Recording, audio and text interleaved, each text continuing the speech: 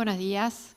En representación del Laboratorio Sanofi, le damos primero que nada las gracias a la Sociedad Uruguaya de Pediatría por permitirnos contribuir de alguna manera a la actualización de los profesionales uruguayos.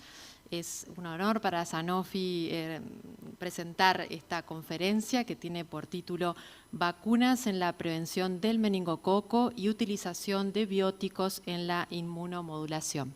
Para ello les presentamos al doctor Fernando Burgos, reconocido pediatra argentino. El doctor Fernando Burgos es miembro de la Sociedad Argentina de Pediatría y de la Sociedad Iberoamericana de Microbiota, Probióticos y Prebióticos, además de ser docente de la Facultad de Ciencias Médicas de la Universidad Austral en Buenos Aires.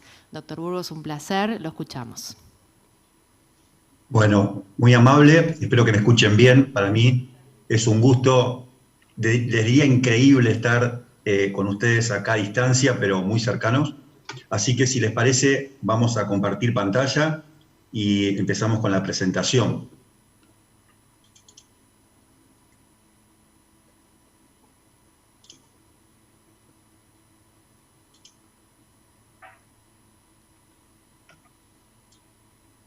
¿Se ve bien ahí, verdad? Perfecto, doctor. Bueno, muy bien. Bueno, muchas gracias. Para mí en serio es un gusto participar del congreso de ustedes. Muchas veces se ha hablado de la hermandad entre uruguayos. Yo no tengo hermanos de sangre, pero sí tengo amigos que se convierten en hermanos, así que para mí es un placer compartir esta actividad académica con ustedes.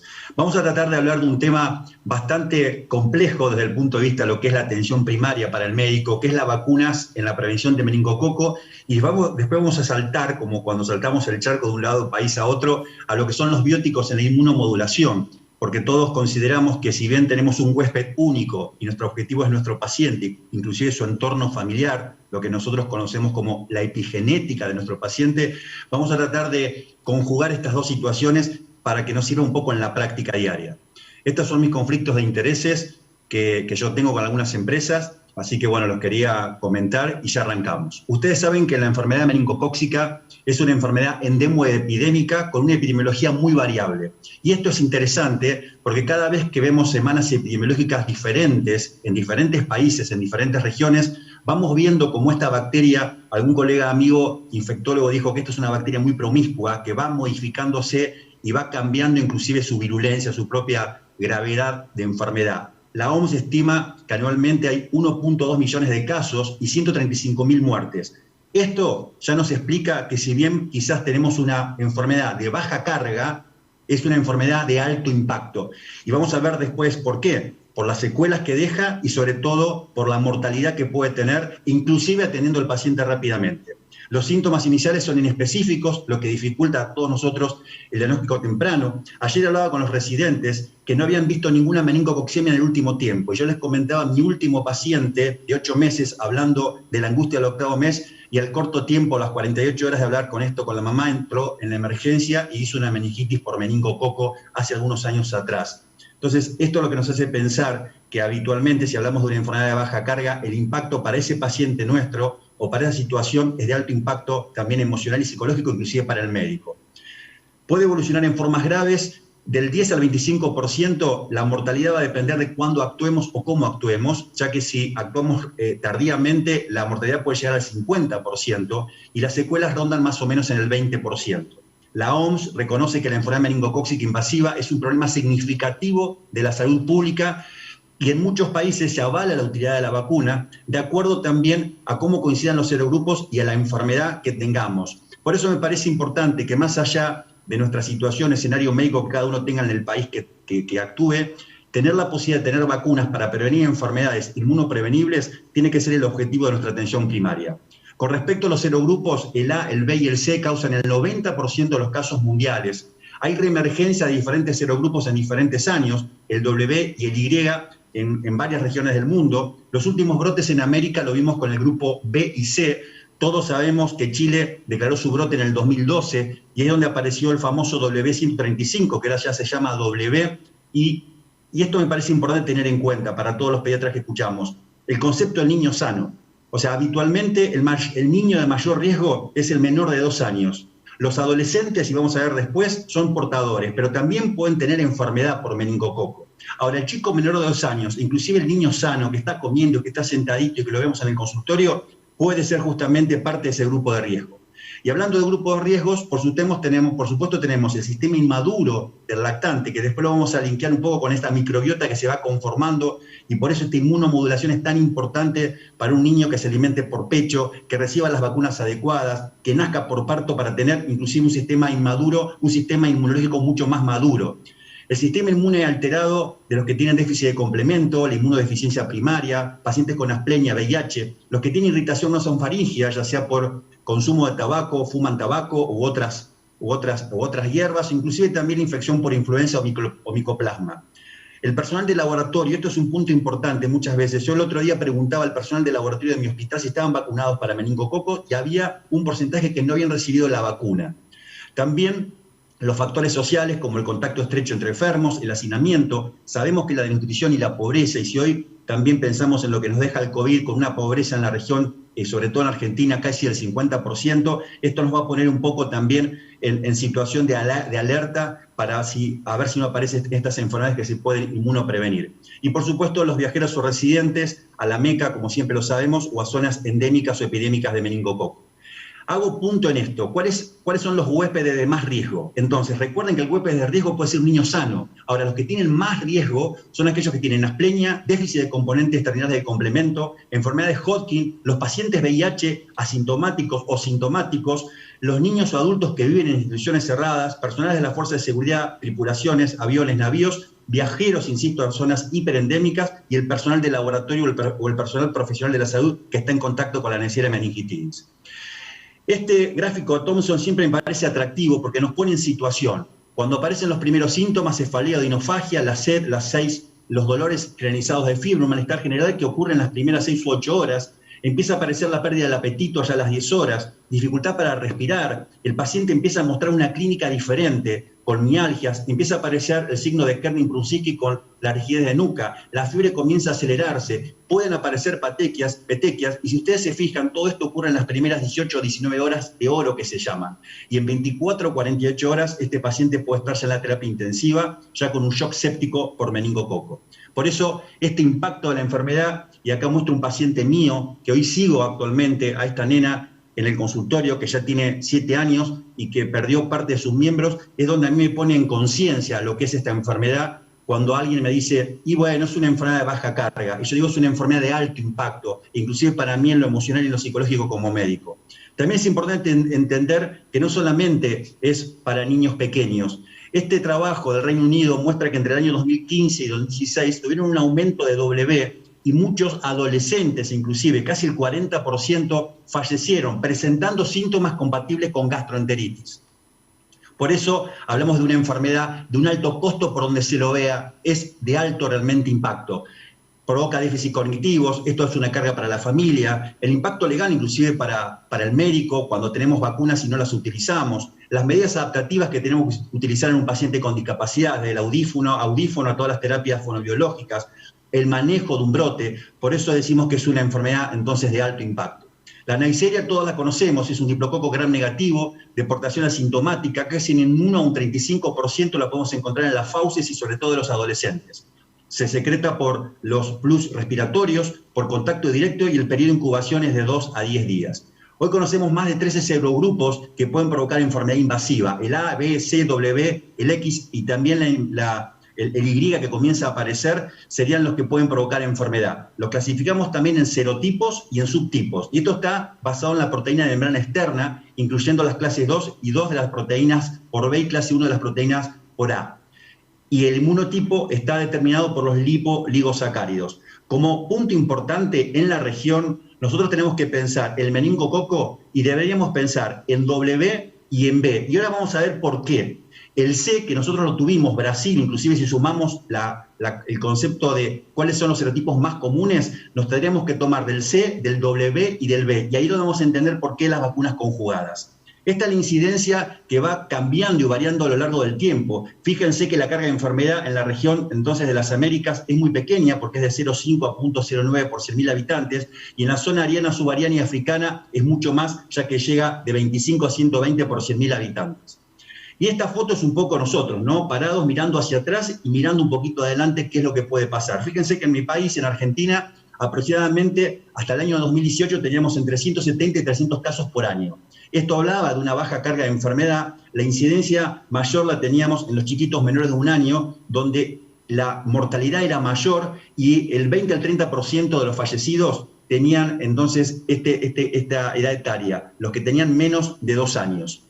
Y acá me parece importante entonces ir identificando los serogrupos de la región. Fíjense que si nosotros tomamos el serogrupo de meningococo en meningitis de niños menores de 5 años, acá los países que están seleccionados en la primera figura, que es Argentina, Colombia, Ecuador y Paraguay, tenemos un 23% de un B y un 23% del W, con un 54% de C. Esto juntando a estos 4 países. Cuando tomamos los serogrupos de meningococo identificados en chicos menores de 5 años, ya con países seleccionados de América Latina para el 2018, donde incluimos Uruguay, Cuba, Paraguay, Costa Rica, Chile, Brasil, Colombia y Argentina, fíjense que el 56% es el B, el W es un 20% y ya tenemos el 21% del C, con una aparición muy pequeña de Y. Y acá tenemos los meningococos aislados. Estos son datos de CIREVA entre el 2017 y el 2018, donde si bien Argentina, fíjense, en el 2017 teníamos 35 casos y después 23 en el 2018, Uruguay, si bien tiene ustedes poquitos casos, vuelvo a insistir en este concepto de impacto de enfermedad. Esto nos muestra acá en la Argentina nosotros la incidencia que tuvimos en lactantes entre el 2002 y el 2019. Si nosotros, insisto, tomamos número de casos, no parece representativo, pero fíjense que el 24 al 30% de los chicos que presentaron meningitis y enfermedad invasiva por meningococo fue en los lactantes. Y en los adolescentes, donde tenemos que mirarlos porque es el grupo que puede portar el meningococo, la enfermedad manifiesta justamente se dio entre el 15 y el 16% de adolescentes entre 10 y 19 años. Siempre el número de casos quizás es menor, pero tenemos que fijarnos entonces este porcentaje y cómo impacta la enfermedad, de lo que es el estado de portación y sabiendo que un adolescente también se puede enfermar, como veíamos recién el reporte de los casos del Reino Unido. Y acá, tomando un poco los serogrupos de Argentina, que quizás se repiten en la región limítrofe, fíjense que en el 2004 teníamos un cruce entre W y entre el B. Hoy ya para el 2019-2020 tenemos un descenso del W con un aumento del B y esto va a depender de los grupos etarios. Por eso este gráfico me parece interesante, donde nosotros tomamos la distribución porcentual de serogrupos en Argentina con una N de 86 pacientes, vemos que el 50% fue el B y el W es el 29%. Cuando tomamos ahora los grupos etarios, la distribución porcentual de serogrupos en menores de 1 año, fíjense que el 73% es del B y el 14% es del W. Cuando tomamos la distribución porcentual de serogrupos entre 10 y 19 años, tenemos un 50% W y el B lo tenemos en un 29%. Si sumamos W y C, tenemos un 57%.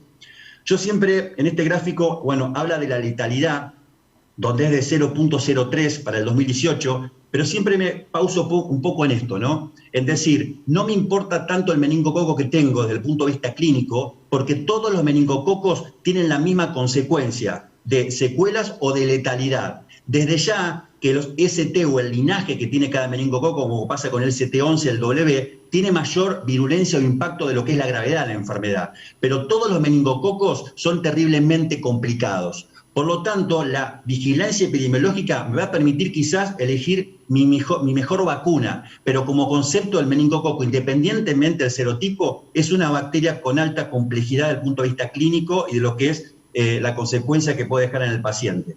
Acá nosotros sabemos y hemos estudiado siempre que los estados de portadores para estreptococo, neumococo y haemophilus siempre quizás han sido los niños más pequeños trasladados al grupo mayor. En este caso, el adolescente es el portador del meningococo. Este trabajo indica que la aportación en periodos interepidémicos es del 1 al 15%, pudiendo superar el 30% en convivientes.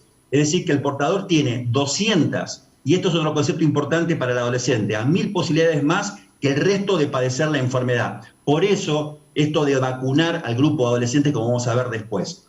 Y fíjense que entonces el estado de aportación va a variar en niños pequeños, que es menor, y ya para los 19 años es del 23% y casi del 20% para los adultos jóvenes de 30 años. La prevalencia entonces, en este estudio, en este metaanálisis de 89 estudios de 28 países, reportan la prevalencia de aportación específica para la edad, donde la mayor aportación entonces es en el adolescente entre los 17 y los 24 años. Esta es la aportación por región de Latinoamérica. Fíjense que acá estamos un poco representados nosotros en Buenos Aires y cercano a ustedes, donde tenemos una tasa del casi 14% de aportación, en Brasil del 9%, para Chile de un 6.5%. Estos estudios siempre se han hecho en pacientes entre 10 y 17 años. Hay un estudio de la doctora Ángela Gentile en Buenos Aires, en Capital, que también es interesante de aportación. Pero bueno, esto lo tenemos que prevenir de alguna manera. Y sabemos que tenemos vacunas para hacerlo. Y cuando elegimos una vacuna, nos enfrentamos a la eficacia, a la seguridad, a la inmunogenicidad, a las coberturas, a la factibilidad de la vacuna y, por supuesto, a los costos. Y ahí es donde uno puede entender, desde el punto de vista de la salud pública, la elección en un programa de vacunas, qué vacuna vamos a elegir. Por eso, haciendo una historia de vacunas para meningococos, todos hemos utilizado en algún momento alguna vacuna polisacárida prolongada. Por lo tanto, las vacunas conjugadas, que sí estimulan linfocitos T, ya tenemos una variedad de vacunas. Las conocidas vacunas para meningitis solamente para el serotipo C, y después, a partir del 2005, las vacunas conjugadas como Menactra, Menveo, Nimenrix, y las vacunas para tipo B como es Trumemba y Bexero de laboratorio Pfizer. Cuento esto porque cuando nosotros nos paramos frente al paciente y cuando tenemos la posibilidad de elegir vacunas, vamos a elegir vacunas que están muchas veces incluidas en los calendarios de los países, pero también la posibilidad de flexibilizar, utilizar vacunas para los esquemas que queremos completar en nuestro paciente. Y esto me parece interesante para diferenciar entonces los beneficios y los pros contra las vacunas polisacáridas no conjugadas con las conjugadas. Fíjense que lo más importante es que las conjugadas además dan efecto rebaño, que tienen un efecto booster y que si nosotros damos polisacáridas y damos ya 2 dosis con refuerzo, que es lo que pasó en algún momento con la Babmengoc TC, ¿se acuerdan años atrás para el meningococo? Obteníamos hiporrespuesta. Por lo tanto, si después teníamos un brote, no podemos tener vacuna justamente para tratar este brote. Las vacunas conjugadas entonces son inmunogénicas en lactantes y niños menores de 2 años. En la práctica nosotros en la región tenemos la vacuna Menactra, que está justamente conjugada con proteínas portadoras, como es el tozoide diftérico, el tozoide diftetánico y la CRM197, que son las diferentes vacunas que nosotros tenemos en el mercado para elegir. En la Argentina, y esto me parece importante transmitírselo como estrategia, se empezó a indicar la vacuna del meningococo en enero del 2017. La población objetivo eran los niños que cumplían 3 meses a partir del inicio de la estrategia, con un esquema de 3 dosis, de 2 más 1, arrancando a partir del 3.er mes. Entonces nosotros hacemos 3.er mes, 5.º mes y damos un refuerzo booster que puede ser al año a los 15 meses. Hoy por hoy lo damos junto con la vacuna de varicela a los 15 meses. Los chicos que tienen más de 9 meses y que no recibieron vacuna, ahí es donde utilizamos la vacuna Menactra, que está indicada a partir de esa edad. Pero siempre es importante tener en cuenta este esquema 2 más 1 y después considerar la vacuna Menactra y con la vacuna de HPV. Esto permitió entonces disminuir la aportación, o permite disminuir la aportación nasofaringea de la Neisseria meningitidis y ofrecer no solo protección directa al grupo vacunado, sino también ofrecer protección de rebaño. Esta implementación permitió entonces que ya para el año 2006, o sea, la Corte del 2006, incluir dentro de nuestro calendario la vacuna Menactra para meningococo, la cuadrivalente, ya con una sola dosis a los 11 años en la adolescencia, independientemente de la vacuna antimeningocóxica que había recibido el paciente antes de sus 11 años. Y esto es interesante porque nosotros el año pasado, el Ministerio de Salud de Argentina creó una estrategia para huéspedes especiales, para contemplar la vacuna inclusive para meningococo tipo B, donde se incluyen los pacientes que tienen asplenia, los déficits de complementos C5 y C9, los pacientes que están en tratamiento con eculizumab, los niños con infección por VIH y los trabajadores que manipulan con Neisseria meningitidis. La meta vacunar es el 100% de estos huéspedes especiales con vacuna para meningococo.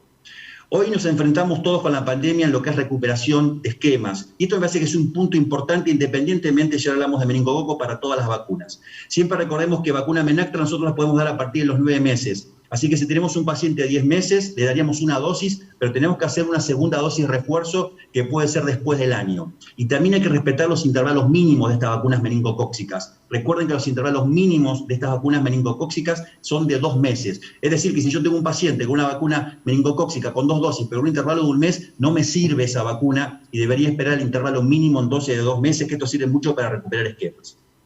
La vacuna B, para meningococo B, conocemos que nosotros tenemos Bexero, en la Argentina está recomendada desde el año 2019, no está dentro del calendario, pero es una vacuna que es considerada también en grupos de lactantes y en grupos de adolescentes. Recordemos que es una vacuna que no tiene un accionar para el estado de portador en el adolescente, sí la vacuna Menactra, que sí tiene una acción para disminuir el estado de portador en el grupo de adolescentes. ¿Cuáles son las indicaciones entonces de las vacunas antimeningocóccicas? Ya lo dijimos, todo el grupo de riesgo, personal que tiene VIH-Sida, la esplenia anatómica funcional, niños adolescentes alojados en instituciones cerradas y por supuesto aquellos niños que no tienen ninguna alteración patológica, ninguna comorbilidad, pero que son niños sanos y que pueden tener la enfermedad. ¿Cuáles son las especificaciones de Menactra? Entonces sabemos que es una vacuna que está conjugada con Toxoide difterico y está indicada justamente para los serogrupos A, C, W, Y y el W. Está aprobada para utilizarse entonces en personas de 9 meses a 55 años de edad.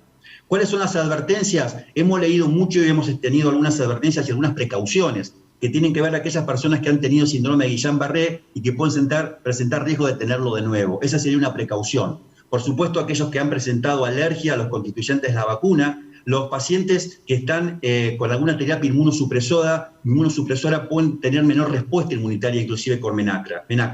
Hablamos recién también del eculizumab, que son pacientes que además deben recibir esta vacuna, incluso pueden desarrollar menos anticuerpos, pero son pacientes que deben recibir esta vacuna. Aquellos pacientes que han recibido vacunas, y sobre todo el grupo de adolescentes, han presentado cuadros sincopales, como pasa con la vacuna de HPV, así que hay que tener alguna precaución con respecto a esto, y por supuesto la enfermedad febril aguda del embarazo, y los que tienen trombocitopenia serían condiciones precautorias, ¿de acuerdo? Y bueno, la verdad que me interesé mucho por los esquemas de vacunas que nosotros tenemos en la región. Y cuando uno compara, siempre cuando yo digo a las mamás, cuando vienen con 2 chiquitos y dicen, no, porque este es mejor que el otro o este es peor que el otro, siempre comparamos nosotros situaciones. Me parece que el escenario epidemiológico de toda la región es similar y semejante, y a veces podemos ver lo que hace el otro para mejorar lo que hace el otro. Nosotros, la verdad que cuando incluimos la vacuna de meningitis, esto al médico le dio cierta tranquilidad, y si comparamos la carga de enfermedad, insisto, quizás no es una vacuna o la primera vacuna de elección para que entre en calendario, pero sabemos que vacunar tiene que ver con la equidad, y cuando nosotros tenemos pacientes que no pueden llegar a una vacuna recomendada, la verdad que lo sentimos mucho. Así que bueno, este es el escenario de ustedes que ustedes tienen de vacunas. Entiendo que todavía la vacuna para meningococo no está dentro del calendario, pero me parece que la vigilancia epidemiológica tiene que ser central para determinar entonces una conducta a vacunar. Esto simplemente les muestro porque, como les pasó a ustedes, tuvimos una muy baja cobertura en los últimos 2 años con la pandemia. Fíjense que con primera dosis solamente un 74% tenemos vacunados para meningococo y para el refuerzo solamente un 46%, y los chicos de 11 años tienen solamente el 24%. Así que estamos en un momento de recuperar esquemas de vacunas permanentemente en los consultorios y en los centros vacunatorios. Esta es una recomendación del Grupo Técnico Asesor sobre Enfermedades Prevenibles por Vacunación, que ustedes conocen como GTA, donde exigen que se amplíe la vigilancia de la meningitis bacteriana para tomar entonces los mejores recaudos preventivos para no tener un brote epidémico de meningococo en las regiones. Si les parece, como pasa en el cine, vamos a pasar a la próxima función, donde, insisto, si bien parecen temas diferentes, como ya les decía, la inmunidad y la inmunomodulación está linkeado también por un huésped que esté justamente contemplando una buena inmunidad. Y para eso vamos a centrarnos rápidamente en lo que es el concepto de microbiota intestinal. Ustedes saben, y esto escribimos un artículo hace un tiempo con unos colegas, que lo definimos como un sistema microbiológico complejo responsable de la salud del huésped con la cooperación de la barrera mucosa y del sistema inmune local. Es decir, como decía Charles Darwin, nosotros los seres humanos, y esta es la teoría hologenómica, somos el objeto de selección natural, o sea, nuestras células humanas, más la comunidad simbiótica de los microorganismos, o sea, de la comunidad microbiana. Esto conforma entonces esta sumatoria de genes bacterianos y genes humanos que nos conforma entonces a nosotros como una mezcla genómica entre lo que es el microbioma bacteriano y nuestro propio genoma. La microbiota intestinal está conformada por 100 trillones de células el órgano que concentra mayor concentración de microorganismos es el intestino y sobre todo el colon, casi con una biomasa de 2 kilos, y bien estas bacterias superan estos más de 20.000 genes humanos. El grupo de bacterias que solamente se pueden secuenciar en forma genómica, porque es difícil el cultivo, son los bacteroides, los firmicutes, las actinobacterias y las proteobacterias. Este es algo que siempre me gusta mostrar, porque cuando nosotros pensamos, y como digo, nosotros los pediatras somos programadores de salud. Si bien le podemos dar la salud del presente a un niño, también le programamos su salud a la edad adulta. Si nosotros logramos una microbiota saludable en los primeros 1000 días, a partir del parto normal, de lactancia materna, de no utilizar antibióticos porque sí, de recomendar las vacunas que tenemos para ese paciente, vamos a lograr seguramente un mayor rendimiento intelectual y educacional a futuro, una mayor inmunidad y una mayor capacidad de trabajo, y vamos a evitar alteraciones metabólicas que se van a reflejar después el día de mañana con alergias, diabetes, obesidad, hipertensión. El concepto es que si nosotros cuidamos una microbiota a nuestro niño, a nuestro paciente, seguramente en su edad adulta va a ser un adulto más sano. Las funciones de la microbiota podemos definirlas como mecanismos inmunológicos y no inmunológicos. El sistema TH1, TH2 es lo que permite dar tolerancia, y este sistema, activado por bacterias benéficas, que son los probióticos, es lo que permiten dar una mejor inmunidad. Por eso todo niño que nace por parto va a tener una mejor colonización de bacterias benéficas. Y ahí es donde aparece el concepto de diversidad.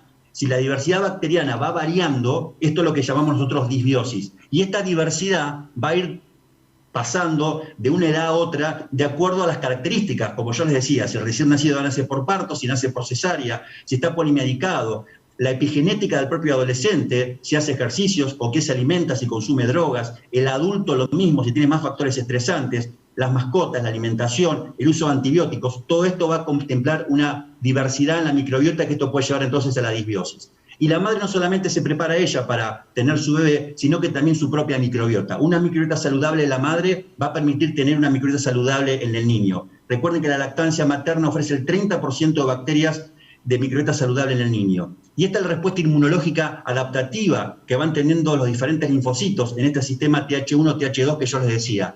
El sistema TH1 es el que media las respuestas proinflamatorias y son responsables de la inmunidad intracelular. El TH2 media la respuesta de inmunidad humoral y extracelular y está determinado por todos estos T colaboradores, como los CD4, para la formación de algunas interleuquinas proinflamatorias. Hoy se sabe, inclusive por COVID, que aquellas personas que tienen diversidad bacteriana y que habían consumido antibióticos durante toda su vida por la causa que fuese, e inclusive con una diversidad, con menos cantidad de bacterias benéficas y mayor cantidad de bacterias justamente anaeróbicas, fueron los que tuvieron mayor o peor pronóstico con COVID. Esta estimulación temprana la dan dos grupos de bacterias. Los bacteroides, el grupo de los bacteroides fragilis, que colonizan tempranamente, inducen respuesta a TH1, y el Clostridium saprophyto, que coloniza tempranamente y induce una respuesta T reguladora.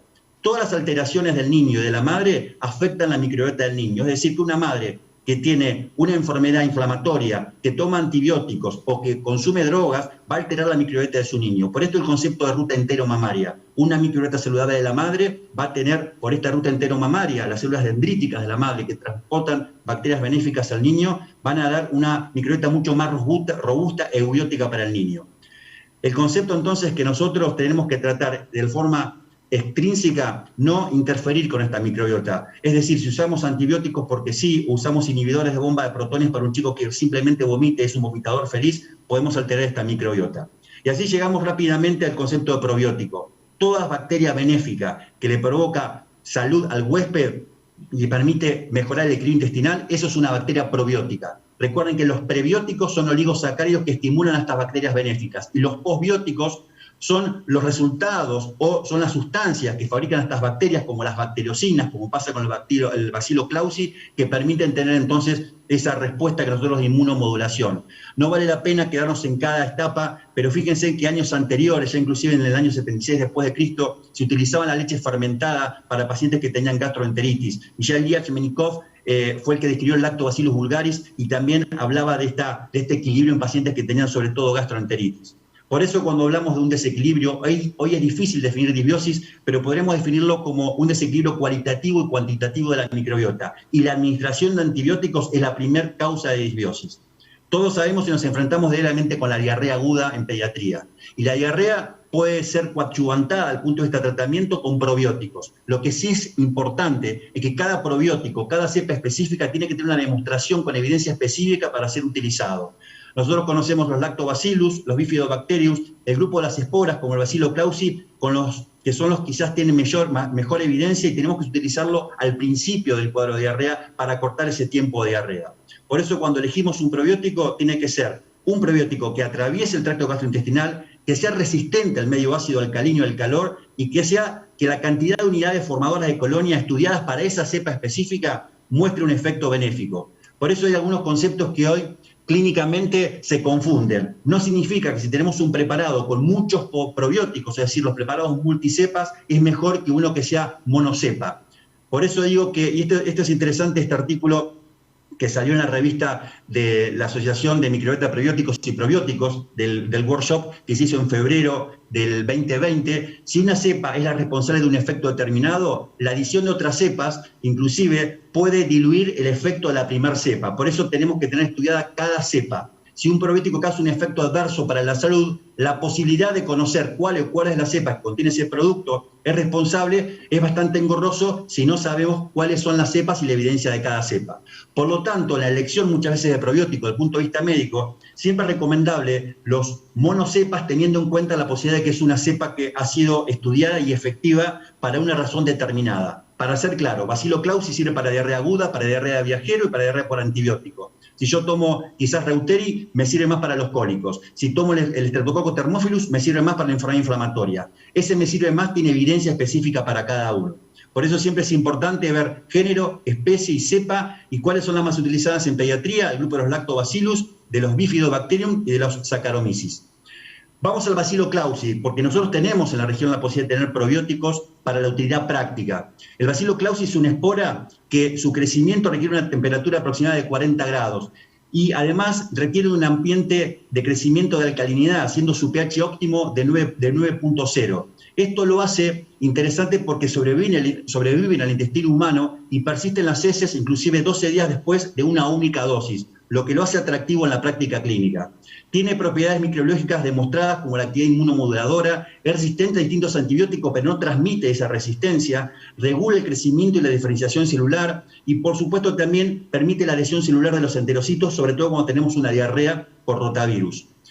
Fabrica mucinas y permite estimula la formación de mucinas y permite justamente entonces que el enterocito se una uno al otro después de un cuadro de gastroenteritis. También induce activación TH1, por eso hablamos de esta actividad de inmunomodulación.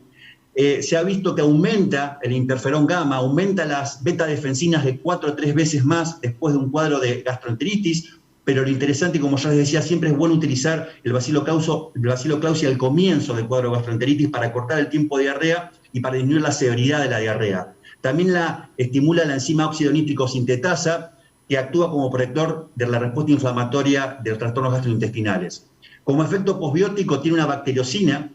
Esta bacteriocina lo que hace es tener un efecto bactericida contra las membranas de otras bacterias. Por eso también es interesante cómo recupera rápidamente la microbiota normal después de un síndrome postdiarrea. Con respecto a la resistencia antibiótica, es una resistencia adquirida a la tetraciclina, el cloramfenicol y la rifampicina, pero por mutación cromosómica, es decir, que todas las resistencias son intransferibles y no son mediadas por plásmidos. Por lo tanto, si bien es una bacteria resistente a antibióticos, no transmite la resistencia al resto de las bacterias del intestino, por lo tanto podemos utilizar antibióticos sin tener resistencia si usamos Bacillus clausi. Con respecto a los diferentes trabajos que han demostrado la disminución de diarrea infecciosa, todos los trabajos demuestran que hay un acortamiento entre 25 y 48 horas de diarrea y sobre todo en el grupo de lactantes. Esto es interesante porque no solamente sirve para diarreas virales por rotavirus, sino también para adenovirus y para norovirus. Este trabajo de Loris Relopetuoso y también el trabajo, este trabajo demuestra cómo el Bacillus clausi tiene efectos, mitiga el efecto probiótico de estas cepas sobre el aumento significativo de interleuquinas 8 y producción de interferón que provocan los enterocitos infectados por el rotavirus. También es verdad, y en este trabajo se muestra que estos chicos de 6 meses a 5 años que presentaron infección por rotavirus, utilizando rápidamente entonces el comienzo de Bacillus clausi al comienzo de la enfermedad, disminuyeron la hospitalización. Y este es un clásico trabajo del 2014 de la doctora Lahi de la India, donde muestra y utilizó Bacillus clausi con zinc, donde también hubo una disminución del tiempo de diarrea y del tiempo de gravedad e internación de los chicos en un lugar tan complejo como la India con el tema de la gastroenteritis. Fíjense acá entonces la duración de la diarrea, cómo disminuyó. Esto es un metaanálisis que muestra todos los trabajos de Bacillus clausi con diarrea, donde todos demuestran que hay una duración menor de diarrea y también una estancia hospitalaria mucho menor en aquellos pacientes que habían recibido placebo. Yo participé en un estudio Cadillac en la región multicéntrico que mostramos la seguridad utilizando justamente Bacillus clausi y sales de retracción en chicos que tenían norovirus, acortando también el tiempo de diarrea. Y tiene una efectividad clínica también para diarrea por antibiótico. Y acá hay un concepto práctico. Cuando nosotros utilizamos un antibiótico, como puede ser un beta-lactámico, un macrólido, el secreto está utilizarlo al principio para evitar la diarrea por antibiótico, que según las publicaciones pueden ser entre 5 al 30% en la población general y en la población pediátrica puede ser de un 11 al 40%. Recuerden que la diarrea por antibiótico más compleja es cuando tenemos un paciente polimedicado con antibiótico y es por Clostridium difficile. La seguridad ha sido demostrada ya desde el año 1958. Yo tuve la posibilidad de hacer un posgrado con el doctor Gasbarrini en Italia y la verdad cuando me enteré que este probiótico ya desde el año 1958 se usaba y tenía mucha seguridad, la pregunta que yo me hacía en aquel momento, era el año 2009-2011, ¿por qué no lo usamos en la Argentina? Hoy tenemos la posibilidad de utilizarlo con gran efectividad y acortando los tiempos de diarrea, sobre todo para rotavirus o diarreas virales. La experiencia clínica demuestra que es un probiótico fácil de administrar, fácil de almacenar, sin olor, sin color, se puede agregar, no es necesario a cualquier alimento, no es necesario guardarlo en la heladera porque justamente el crecimiento óptimo es de 40 grados, no está liofilizado y realmente tiene una seguridad demostrada. Siempre se da, por supuesto, por vía oral, así que es una opción práctica, efectiva y segura. Ya terminando, las conclusiones que le puedo decir. Discúlpeme si fue un poco rápido, pero a veces uno quiere meter todos los conceptos prácticos en el corto tiempo, pero básicamente me parece que estas conclusiones tienen que ser con un llamado de conciencia. Primero, con respecto a meningococo, es una urgencia infectológica. Si tenemos pacientes febriles, con petequias, dolor de cabeza, vómito, no podemos esperar con esta cuestión virtual de decir, espéreme, venga a verme mañana el consultorio. El paciente tiene que consultar y es la enfermedad que tenemos que descartar. Los viejos pediatras y los nuevos pediatras tenemos que saber que un paciente con enfermedad febril y petequias puede ser un meningococo y hay que demostrar que no sea esto porque si no puede ser fatal. La demora entonces en el diagnóstico y tratamiento adecuado aumenta la mortalidad. El tratamiento hay que hacerlo lo más rápido posible. Hay que controlar cercanamente a los contactos directos y no olvidarnos de hacer la profilaxis a los contactos a los contactos estrechos. La vacuna sigue siendo la mejor estrategia de prevención y aceptación social, debiendo, por supuesto, y entendiendo adecuada a la epidemiología local de la región o de los países.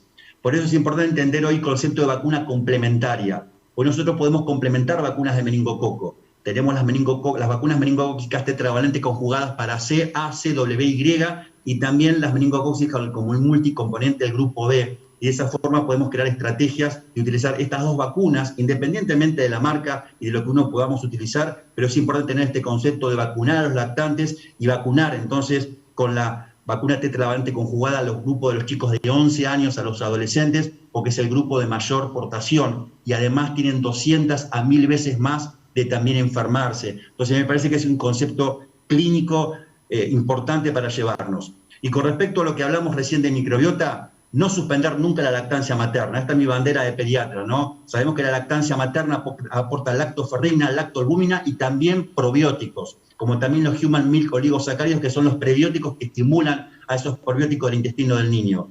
No diluir las leches, no dar dietas hipocalóricas, dar sales de retracción para hidratar al paciente. Acortar el tiempo de diarrea también disminuye la posibilidad de que el paciente se interne. Entonces, coadyuvantes de tratamiento, como pueden ser los probióticos, como puede ser Bacillus clausi, usado una ampolla de 2 millones y medio cada 12 horas o una de 4 millones una vez por día durante 5 días, aseguro que disminuye justamente el tiempo de diarrea y disminuye la posibilidad de una diarrea grave. Creo que todos nosotros hemos convivido en este último tiempo con los microbios van cambiando el concepto inclusive de nosotros mismos, así que seamos conscientes, atentos a lo que tenemos y está bueno a veces discutir, reflexionar y hacer consensos para hacer la mejor medicina. Muchas gracias. Muchas gracias, doctor Burgos. Un placer escucharlo. Vamos a pasar a las preguntas.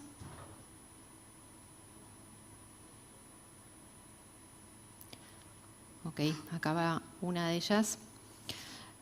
Cuando hablamos de probióticos en el caso de los multicepa, una mezcla de cepas no tiene por qué funcionar mejor que una única cepa. ¿Es correcto esto, doctor? Sí, a ver, creo que hay un concepto importante. En el concepto de probióticos, me parece que lo más interesante es entender y saber que cada cepa tiene que tener una demostración de seguridad y de efectividad clínica en los pacientes. Y la verdad que los estudios son estudiados por cepas o por cepas únicas. Entonces, a veces, desde el inconsciente colectivo que a veces uno tiene en la cabeza, donde decimos cuando uno tiene un producto con más cosas hace mejor, y esto no es así. O sea, nosotros no tenemos un producto donde tenemos el antibiótico, el corticoide y el antiinflamatorio para un paciente que tiene una neumonía. Damos el antibiótico, vemos el efecto del antibiótico, damos el corticoide y la betametasona y vemos el efecto que le produce. Tenemos la posibilidad de medir lo que ofrecemos. El problema que tenemos con algunos productos que son multicepa es que al tener tanta cantidad o varias cantidades de probióticos, no podemos evidenciar realmente la seguridad clínica de cada uno. Entonces, cuando a mí me preguntan, bueno, ¿qué elegir? Bueno, elijo el que mejor evidencia tiene para la patología deseada, entonces siempre en ese caso uno elige los que no son multicepas, porque tenemos la posibilidad entonces, insisto, de saber de qué probiótico, de qué bacteria benéfica estoy hablando. No sé si fui claro en la respuesta. Clarísimo. Y la última, doctor, es si recomienda el uso de probióticos cada vez que se usen antibióticos o en casos especiales. Miren, el tema, vieron que la pregunta es casos especiales, y uno se pregunta, ¿cuándo es un caso especial? Creo que el caso especial es el paciente que nosotros tenemos enfrente y tratamos de disminuirle siempre la comorbilidad que la propia enfermedad le provoca. Entonces, si yo tengo un paciente mayor de 2 años, que le hago un strep-test, me da que tiene una bacteria, un estreptococo, que lo medico y con un beta-lactámico simple, de una penicilina, una amoxicilina. Es un paciente conocido, lo mediqué una vez, no hizo diarrea, quizás este chico no es un disbiótico y si tengo que utilizar antibiótico en el corto tiempo, quizás no utilice un probiótico.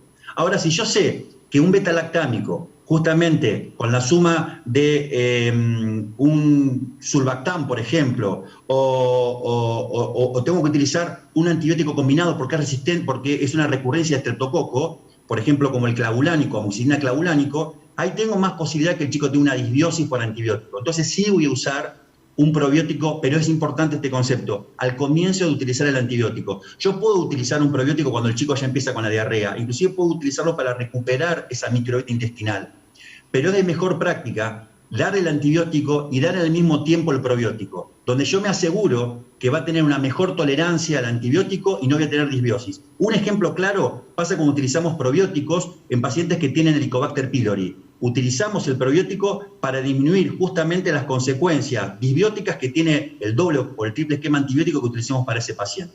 Así que el concepto sería, si el paciente le tengo que dar antibióticos, beta-lactámicos, y es un paciente que yo sé que es disbiótico, o es un celíaco que habitualmente puede tener diarrea, o es un paciente que ya ha presentado diarrea, empiezo rápidamente con el probiótico cuando le doy el antibiótico. Y si me llega el paciente con la diarrea porque hizo la diarrea por antibiótico, puedo empezar a darlo de nuevo. El tiempo habitualmente son de 5 días, pero puedo utilizar hasta de 10 o 14 días probióticos para recuperar una microbiota alterada, como pasa en los síndromes postdiarreicos, en el síndrome inflamatorio después de la diarrea, como le pasa a muchos chicos.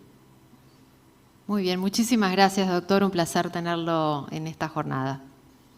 Bueno, muchas gracias. Les agradezco a la Sociedad Uruguaya de Pediatría, a Sanofi, por supuesto, para darme el espacio y por permitir, insisto, a conectarnos de esta manera, que seguramente la próxima me gustaría que sea presencial, así podemos mirarnos a los ojos y quizás después, como pasaba muchas veces después de una charla de un congreso, quedarnos todos hablando de lo que uno habló, porque de esa forma también uno aprende mucho. Les agradezco.